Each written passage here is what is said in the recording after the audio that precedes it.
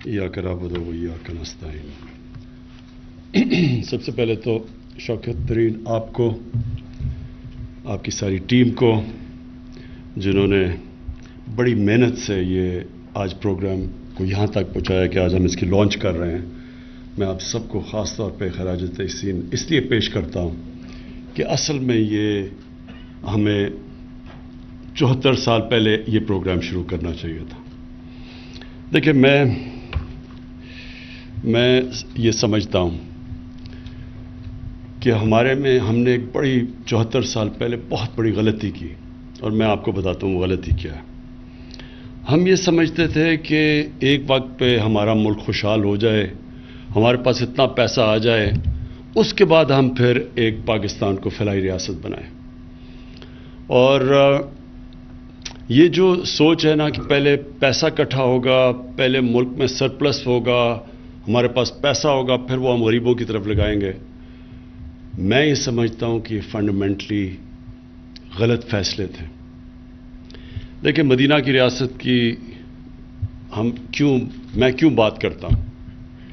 کیونکہ وہ دنیا کی تاریخ کا سب سے کامیاب ماڈل تھا، اور ماڈل کی کامیابی ہوتی ہے جو اس کے ریزلٹس دیتے ہیں۔ تو وہ جو فینومینا ہوا تھا مدینہ کی ریاست کے بعد، یہ ایک تاریخ کا حصہ ہے، یہ کوئی فینٹیسی نہیں ہے یا یہ کوئی میتھولوجی نہیں ہے، یہ فیکٹس اور فگرز ہیں ہسٹوریکل، کہ ایک سویلائزیشن جس کی حیثیت نہیں تھی وہ ایک دم رائز کیا اور اس نے دنیا کی امامت کی، اور 1000 سال تک دنیا کا پریمیئر سویلائزیشن رہا۔ تو مدینہ کی ریاست کیوں اللہ ہمیں کہتا ہے کہ نبی صلی اللہ علیہ وسلم کی سنت پہ چلو، ان کی شریعہ پہ چلو؟ کیوں کہتا ہے؟ ہماری بہتری کے لیے کہتا ہے۔ یہ ہمیں غلط فہمی ہے کہ ہم اللہ کو کوئی فائدہ پہنچا سکتے ہیں۔ تو وہ اس لیے ہمیں کہتا ہے کہ اگر آپ ان کے کیریکٹر کو فالو کریں گے تو کہ انسان کا کیریکٹر اوپر چلا جائے گا اور وہ ایک عظیم انسان بن جائے گا، اور اگر آپ ان کی جو انہوں نے ریاست بنائی تھی اس کے اصولوں پہ چلیں گے آپ کی ریاست اٹھ جائے گی۔ میرا یہ ایمان ہے کہ جو مدینہ کی ریاست میں ہوا تھا، پہلے انہوں نے فلاحی ریاست بنائی تھی، پھر خوشحالی آئی تھی۔ یہ بالکل غلط ہمیں خیال ہے کہ جو پہلے پیسہ آیا تھا اور پھر انہوں نے سارا نچلے طبقے کو، جو پہلی دنیا کی تاریخ کی ایک ویلفیئر سٹیٹ بنی تھی، وہ ویلفیئر سٹیٹ پہلے بنی تھی، پھر خوشحالی آئی تھی۔ کیونکہ اللہ کی برکت آتی ہے، جو ہم اللہ میں مانتے ہیں اس کی برکت آتی ہے، اس کی جب وہ خوش ہوتا ہے کہ آپ اس کی انسانیت کے لیے کچھ کرتے ہیں تو اوپر سے پھر وہ آپ کی مدد کرتا ہے۔ کیونکہ اس کی کوئی ایکسپلینیشن نہیں ہے کہ دیکھتے دیکھتے دو سپر پاورز کے بیچ میں ایک قوم جس کی حیثیت ہی کچھ نہیں تھی اور ڈیوائیڈڈ تھی ٹرائبز کے اندر، وہ ایک دم اٹھ گئی اور دونوں سپر پاورز اس کے سامنے کولیپس کر گیا اور وہ دنیا کی ٹاپ سویلائزیشن بن گیا۔ تو اس میں سب سے بڑی چیز ہے انسانیت۔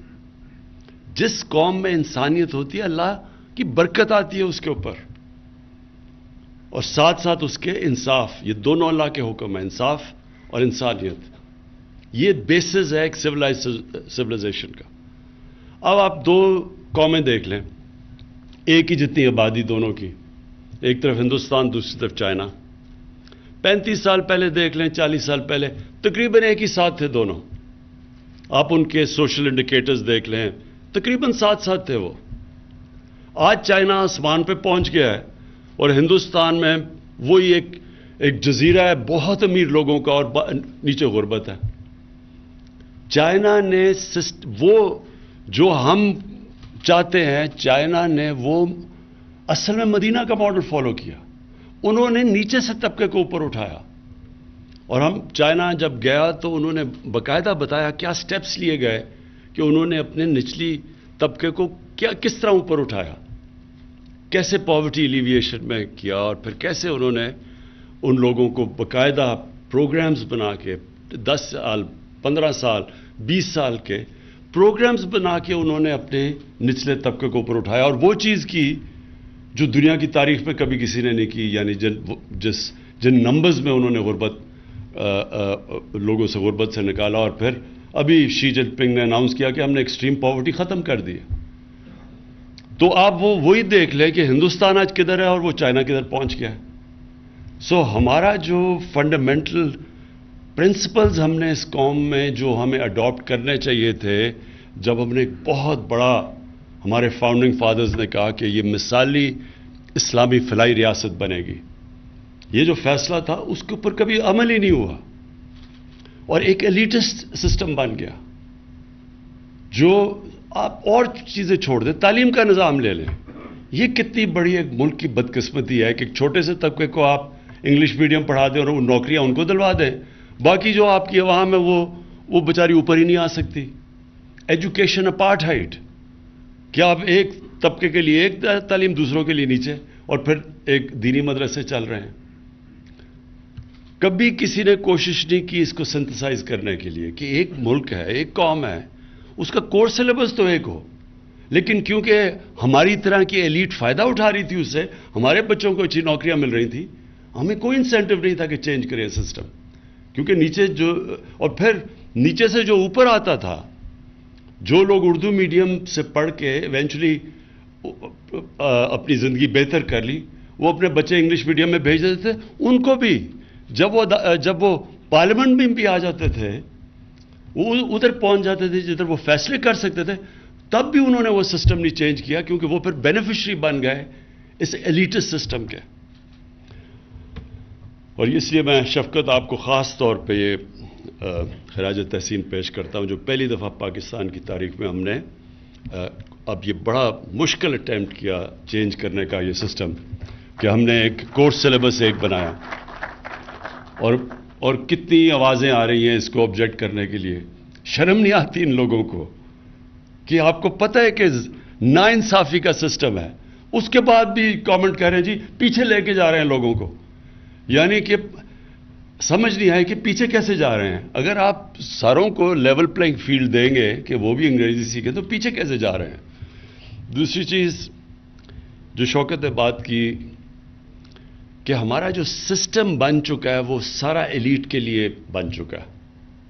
قرضے ہیں تو پیسے والے لوگوں کے لیے، گھر بنائیں گے تو پیسے والے لوگوں میں ہونی چاہیے، تعلیم پیسے والے، انصاف کا نظام صرف پیسے والے لوگوں کے لیے. ایک غریب آدمی اور ایک طاقتور کا مقابلہ ہو جائے عدالت میں، وہ کبھی غریب جیت ہی نہیں سکتا، اس کو انصاف ہی نہیں مل سکتا. سو سارا سسٹم کیٹر کرتا ہے چھوٹے سے لوگوں کو. یہ کبھی معاشرہ اوپر نہیں جا سکتا جب تک ہم فنڈامنٹلی ہمارا مائنڈ سیٹ چینج نہیں ہوتا، معاشرہ اوپر نہیں جا سکتا. میں بڑا سوچتا تھا کہ 1700s میں 1700 میں ہندوستان کا جو جی ڈی پی تھا وہ 24% تھا دنیا کا. تو میں سوچتا تھا کہ یہ کیسے پیچھے رہ گیا. تو ایک برنیئر ہے جو 1650s میں جو شاہ جہان کے کورٹ میں جاتا ہے اور وہ فزیشین بن جاتا ہے وہاں. تو اس کی ڈائریز ہیں کہ وہ کورٹ کی لائف کیا تھی. تو اس میں بڑی زبردست انسائٹ ملتی ہے کہ ہم کیوں پیچھے چلے گئے. اس وقت سپر پاور تھے مغل، دنیا کی سپر پاور مانے جاتے تھے وہ. تو وہ جب وہ ڈسکرائب کرتا ہے وہاں کی دنیا اور پھر وہ کمپیئر کرتا ہے کہ فرانس میں کیا ہو رہا ہے اور وہ فرانس میں کیا حالات تھے اور ادھر کیا حالات تھے ہندوستان میں. تو پہلے تو وہ بادشاہ کا بتاتا ہے کہ اس کے پاس جس طرح کے جو وسائل تھے، پیسے تھے، ہیرے، جیولری، سب کچھ، کہتا وہ مقابلہ ہی نہیں کر سکتا تھا فرانس سے، ان کا بادشاہ. یعنی جس طرح کی وہ امیری تھی اس کے بادشاہ، مغل بادشاہ، پھر اس کے پرنسز تھے، پھر ان کا سارا. لیکن اس نے جو اصل بات کی، اس نے کہا جب میں دلی میں جاتا تھا اور میں اس کو کمپیئر کرتا تھا پیرس سے، تو پیرس میں جب آپ سڑک پہ پھرتے تھے تو 7 ایسے لوگ ہوتے تھے جن کے کپڑے اچھے ہوتے تھے اور 3 ہوتے تھے جو کہ غریب ہوتے تھے. لیکن کہتا جب میں دلی کی سڑک میں پھرتا تھا تو 6 ایسے لوگ ہوتے تھے جن کے کپڑے پھٹے ہوئے اور جو غریب ہوتے تھے، اور صرف 3 یا 4 ہوتے تھے جن کے اچھے کپڑے تھے. تو بیسکلی جب ایک انیکوالٹی ہوتی ہے سوسائٹی میں، یہ بیسز ہوتا ہے اس کا نیچے جانے کا. کوئی بھی معاشرہ نہیں کامیاب ہو سکتا جدھر ایک امیروں کا ایک جزیرے ہوں اور غریبوں کا سمندر ہو، کوئی معاشرہ نہیں کامیاب ہو سکتا. تو ہماری کیا کوشش ہے، وہ اپنا ذرا مائنڈ سیٹ اور ملک کی پرائرٹیز چینج کریں کہ یہ جو نیچے طبقہ ہے جس کے لیے نہ ہم آپ کو پتہ ہے کوئی گھر ہی بیچارے نہیں بنا سکتے، کوئی سسٹم ہی نہیں تھا لون دینے کا. غریبوں کو تو چھوڑیں، جو ہماری پروفیشنل کلاسز ہیں، غریب جو ہمارے لوور مڈل کلاسز ہیں، جو مڈل کلاسز ہیں، وہ بھی گھر نہیں بنا. کیش ہے تو گھر بناؤ. یا کوئی سسٹم ہی نہیں تھا ہاؤس فائنینسنگ کا. اور پھر جب ہم نے یہ کیا اور بڑی مشکلوں سے بڑی دیر لگی رکاوٹیں دور کرتے کرتے کہ کیوں نہیں فائنینس جا رہا نیچے، تو ہم نے پھر ریئلائز کیا فائنلی جب تیار بھی ہو گیا سسٹم، ہم نے قانون بھی وہ فورکلوجر لا کا جو قانون تھا وہ جو پھنسا ہوا تھا بڑی دیر سے، وہ بھی کسی نے کوشش کی کہ اس کو وہ اسٹے آرڈر ختم کرنے کے لیے. تو جب ہو بھی کیا، پھر بھی جو ہمارے بینکس تھے ان کے پاس انفراسٹرکچر ہی، ان کی ٹریننگ ہی نہیں تھی چھوٹے لوگوں کو قرضے دینے کے لیے. تو وہ چھوٹے لوگوں کو قرضے نہیں ملتے تھے. ہم نے پھر جب ریویو کرتے تھے تو اس لیے یہ بڑا زبردست آئیڈیا. اور شوکت ترین آپ کی اس لیے کیونکہ بینکنگ میں آپ کا ایکسپیرنس تھا، تو اس لیے پھر یہ جو مائکرو فائنانس کی طرف آئے. اور جس طرح قوت کا بڑا زبردست ان کی تجربہ اور ایکسپیرنس ہے، تو بجائے ہم نے ریئلائز کیا کہ بینکس جب تک سیکھیں گے چھوٹے لوگوں کو قرضے دینے میں تب تک تو ہمارے 5 سال بھی پورے ہو جائیں گے. تب ہم نے پھر سوچا کہ ہم مائکرو فائنانس کمپنیز کو لے کے آئیں، جو شوکت ترین کا آئیڈیا تھا. اور اب انشاءاللہ یہ جو کامیاب پاکستان ہے، یہ ایک لینڈ مارک پاکستان کی تاریخ میں ایک ایسا پروگرام یہ شروع کر رہے ہیں ہم، جو میں سمجھتا ہوں کہ خیر کامیابی تو اللہ دیتا ہے، کوشش انسان کی ہے. کہ میں یہ سمجھتا ہوں کہ جب آپ اس طرف لگ جائیں جدھر عام آدمی کی زندگی آپ بہتر کریں، جدھر غریب آدمی کی دعائیں لگیں، تو اسی معاشرے میں اللہ کی برکت آتی ہے. میں صرف اپنا تجربہ آپ کو شوکت خانم کا بتا دوں کہ ہم نے جب میرا صرف شوکت خانم بنانے کا صرف مقصد ایک تھا کہ غریب آدمی چھوڑیں، 95% 90% پاکستانی کینسر کا علاج نہیں کروا سکتے کیونکہ سب سے مہنگا علاج ہے. تو وہ میں نے تب سوچا کہ غریب آدمی، اگر ہم پیسے والے لوگوں کے لیے اتنا مہنگا علاج ہے تو غریب آدمی کے لیے تو امپاسبل ہے. تو شوکت خانم کا بیسس وہ تھا. اب یہ سوچیں کہ جب وہ ہاسپٹل بنا تو ہمیں سب نے کہا کہ غریب کا ایک پہلے ہی بڑا مشکل ہوتا ہے، کینسر ہاسپٹل کے جو ایکسپنسز جو چلانا اس کا رننگ کاسٹ سب سے زیادہ ہوتے ہیں. تو اگر آپ غریب کا مفت علاج کریں گے تو ہاسپٹل چلے گا ہی نہیں. تو ہمارے جو باہر سے بھی ایڈوائز، اپنے باہر سے ایڈمنسٹریٹر منگوایا، اس نے بھی یہ کہا کہ اگر آپ نے 5% سے زیادہ لوگوں کا مفت علاج کیا بند ہو جائے گا ہاسپٹل. اور وہ پھر ہاسپٹل نے میرا یہ جو ایمان پکا کیا کہ جب آپ غریب کے لیے، اور ہم کھڑے رہے، ہم نے وہی کیا کہ 70% کا مفت علاج ہوگا. تو یہ دنیا میں کوئی ایک پرائیویٹ کینسر ہاسپٹل نہیں جو 70% مریضوں کا مفت علاج کرتا ہے، کوئی نہیں ہے دنیا میں ایسا. اور جب ہم نے کیا تو یہ میں صرف آپ کو فگر دینا چاہتا ہوں کہ جو 70 کروڑ میں ہاسپٹل بنتا ہے وہ آج غریبوں کا 9 ارب روپے کا مفت علاج ہوتا ہے ہر سال. 9 ارب روپے کا. لیکن ہر سال پچھلے سال سے زیادہ پیسہ آ جاتا ہے. یعنی یہی قوم پیسے دیتی ہے. جو 70 کروڑ کا ہاسپٹل تھا جس نے کہا چلے گا ہی نہیں اگر آپ نے 5% سے زیادہ کیا، وہاں 70 سے بھی 75% کا مفت علاج ہوتا ہے. لیکن ہر سال پچھلے سال سے پیسہ زیادہ آتا ہے.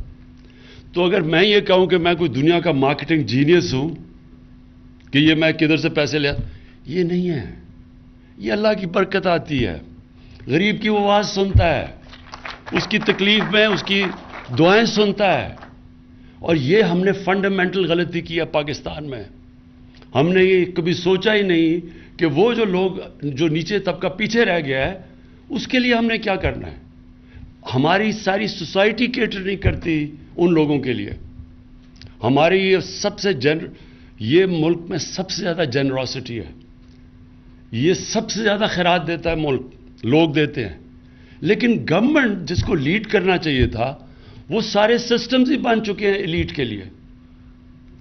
سب کچھ پاکستان میں ہمارا سارا سسٹم صرف ایک چھوٹے سے ایلیٹ کو کیٹر کرتا ہے. اور جب آپ یہ چینج لے کے آتے ہیں تو بڑی ریزسٹنس آ جاتی ہے اس کے اوپر. تو یہ میں تو سرپرائز نہیں ہوں کہ انہوں نے بڑا کہا آپ کو کہ جی یہ نہیں ہو سکتا. ہمیشہ جب آپ یہ چیز کریں گے تو لوگ کہیں گے یہ نہیں ہو سکتا. یہ انشاءاللہ یہ بڑی محنت سے آپ تک یہاں پہنچے ہیں. انشاءاللہ یہ کامیابی سے چلے گا. آپ کو پرابلمز آئیں گے. آپ کے پاس پوری ایک کمیٹی مانیٹرنگ کرنے کے لیے بیٹھی ہونی چاہیے جو کانسٹنٹلی ایویلویٹ کرے کہ کس طرح کے پرابلمز آ رہے ہیں. پرابلمز آئیں گے آپ کو, لیکن آپ کو اس میں بہت اللہ کی برکت آئے گی جس کی وجہ سے یہ کامیاب ہوگا. میں صرف یہ کہہ دوں کہ اس وقت جب لوگوں کو مشکل ہے اور مہنگائی کی وجہ سے ہمیں پتہ ہے کہ نیچے لوگوں کو تکلیف ہے, لیکن میں لوگوں کو صرف یہ بتانا چاہتا ہوں کہ گورنمنٹ اپنی پوری کوشش کر رہی ہے کہ نچلے طبقے کو ہماری تکلیف نہ ہو اس ٹائم پہ جب کہ چیزیں مہنگی ہیں. تو میں صرف یہ بتا دوں کہ دنیا میں تیل کی قیمت پچھلے چند مہینوں میں 100% بڑھی ہے. پاکستان میں ہم نے صرف 22% بڑھائی ہے. اس وقت پاکستان سوائے وہ ملک جو 19 ملک ہیں جدھر تیل خود اسی یعنی جو ادھر سے تیل نکلتا ہے جن کو امپورٹ نہیں کرنا پڑتا, سوائے ان کے علاوہ پاکستان میں اس وقت سب سے کم قیمت پہ ہم ڈیزل اور پٹرول بیچ رہے ہیں کیونکہ ہم نے صرف 22% بڑھائے ہیں. گندم 37% دنیا میں اس کی قیمت بڑھی ہے.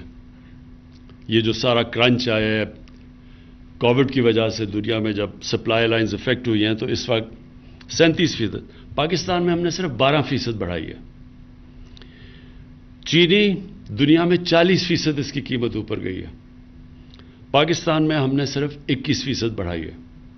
اور یہ وہ ملک جو کہ پہلے ہمیں کافی پریشر ہمارے اوپر فسکل ڈیفیسٹ کے, اور آپ کو پتہ ہے کہ جو ملک میں ہمارے ڈیفیسٹس ہیں اور جو قرضے چڑھے ہوئے ہیں, اس کے باوجود ہم نے اپنی طرف سے پورے کم سے کم امپیکٹ ڈالا ہے نچلے لوگوں کے اوپر. میں صرف آپ کو یہ بتا دوں کہ ہم نے سیلز ٹیکس اور پیٹرولیم کی جو لیوی ہے اگر ہم اس کو نیچے نہ لے کے آتے, کیونکہ ہمارا اس لیے سستا ہے ہمارا کیونکہ ہم نے سیلز ٹیکس بھی پورا نیچے لے آئے پیٹرول پہ اور ڈیزل پہ, اور لیوی بھی نیچے لے آئے ہیں. اگر ہم یہ نہ نیچے لے کے آتے تو ایک سال میں گورنمنٹ کو 400 ارب روپے کا فائدہ تھا. تو ہم نے یہ نیچے لا کے, جو ہندوستان میں اس وقت دگنا ہے ہمارے سے پیٹرول اور ڈیزل, تو وہ کیوں دگنا ہے کیونکہ انہوں نے اپنی لیویز نہیں کم کی, تو ہمیں ایک سال میں 400 ارب روپے کا ہمیں نقصان کیا صرف تاکہ لوگوں کے اوپر بوجھ نہ پڑے. میں اس لیے کہہ رہا ہوں کہ یہ بڑا ظاہر ہے لوگوں کو تکلیف ہے کہ قیمتیں بڑھ گئی, ہمیں پتہ سب کو, لیکن ہم نے اپنی طرف سے پوری کوشش کی ہے کہ نچلے طبقے کے اوپر کم سے کم امپیکٹ جائے. اور انشاءاللہ اب آنے والے دنوں میں ہم احساس کا اپنا ٹارگیٹڈ سبسڈیز کا پروگرام لے کے آ رہے ہیں, اور اس سے ہم نچلے ہاؤس ہولڈز کو 40% نچلے ہاؤس ہولڈز کو ڈائریکٹ سبسڈی دیں گے ان کو یہی کموڈیٹیز گندم کے اوپر اور آٹے کے اوپر اور چینی کے اوپر, اور یہ جو گھی دنیا کے اندر جو ہم امپورٹ کرتے ہیں تقریباً ہمارا 75% امپورٹ ہوتا ہے. جو پام آئل کی قیمت وہ تقریباً 80% بڑھ گئی ہے. تو وہ جو اگر یہاں اوپر گیا تو کیونکہ امپورٹ کرتے, بیسکلی امپورٹڈ انفلیشن ہے. 40 لاکھ ٹن ہم نے پچھلے سال گندم امپورٹ کی ہے. تو امپورٹڈ انفلیشن کی وجہ سے اس وقت مہنگائی ہے. ہم یہ سمجھتے ہیں کہ ایک تو ہم ٹارگیٹڈ سبسڈی سے ڈیل کریں گے, دوسرا آنے والے دنوں میں یہ جب سپلائی کا یہ جو پرابلمز کم ہوں گے تو انشاءاللہ کموڈٹی کی قیمت دنیا میں جب نیچے آئیں گی تو پھر بھی ہمارے ملک میں بھی نیچے آ جائیں گی. پھر سے میں آپ سب کو شوکت آپ کی ساری ٹیم کو جتنے بھی آپ نے یہ جو کنسلٹیشنز کر کے یہاں تک پہنچے ہیں, میں ان سب کو آج خراج تحسین پیش کرتا ہوں. شکریہ.